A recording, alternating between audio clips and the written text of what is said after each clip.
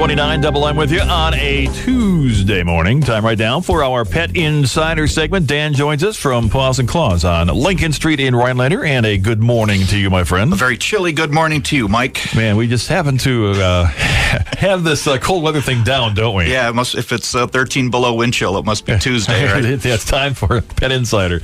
Hey, we were both at the home show over the weekend, and I tried several times to get to you because we were doing live reports from there, and you were always busy. That's a good thing. Oh, it's a great thing. We were, at a lot of times, we were 3 deep in people, trying to talk about just a lot of topics.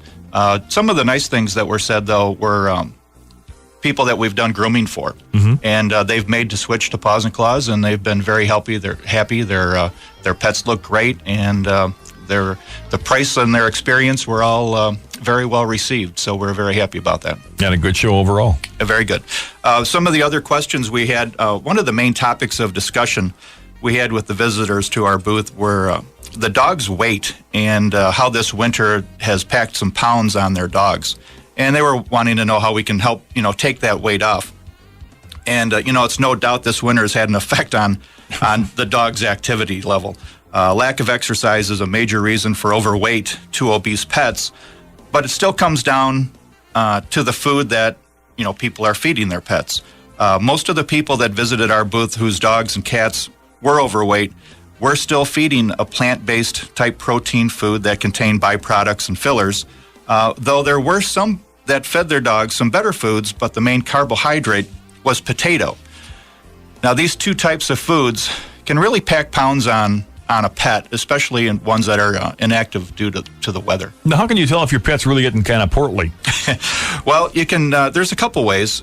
When you look at a dog from above, there should be a visible waist in front of the hips. And if you don't see that, if the dog is just kind of like a giant salami, it's the dog is probably overweight.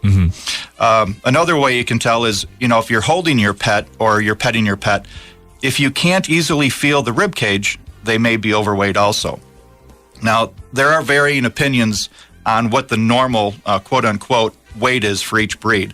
Experts generally agree that a dog is overweight if he is 15% over the ideal breed weight and obese if he's 25 over this weight. Now, should pet owners really avoid feeding their pets treats?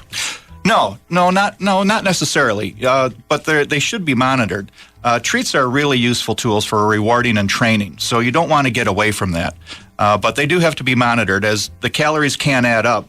What I would suggest if you're trying to have the dog or cat lose some weight, and you do feed the dog treats, try feeding smaller treats, as pets care really more about the frequency of the treats than the size. And really try to avoid those table scraps, especially those that are high in fat and sugar and salt. I do the same thing. Yeah. So, hey, what's on tap for next week? Next week, I'm gonna talk about the same topic a little bit, but we're going to talk about prevention from becoming overweight and some of the foods that we have that can help control weight. Alrighty. And we have a Facebook question coming up. We do. What are the 2 ways to tell if a dog is overweight? There you go. All I have to do is log on to Paws and Claws Natural Pet Food and Grooming. That's Paws and Claws with a Z. And it's a $25 gift certificate. You can only win once a month. So if you're the first one to correctly respond to that question, it's all yours. Dan, thank you very much as usual. Thank you, Mike. See you next week. You betcha. I'm glad the home show went well for you. Thank you. That's great news. Thank you. All righty. Here's some Brett Eldridge for you. Good morning. You're on the Morning Hodag. It's 8:32.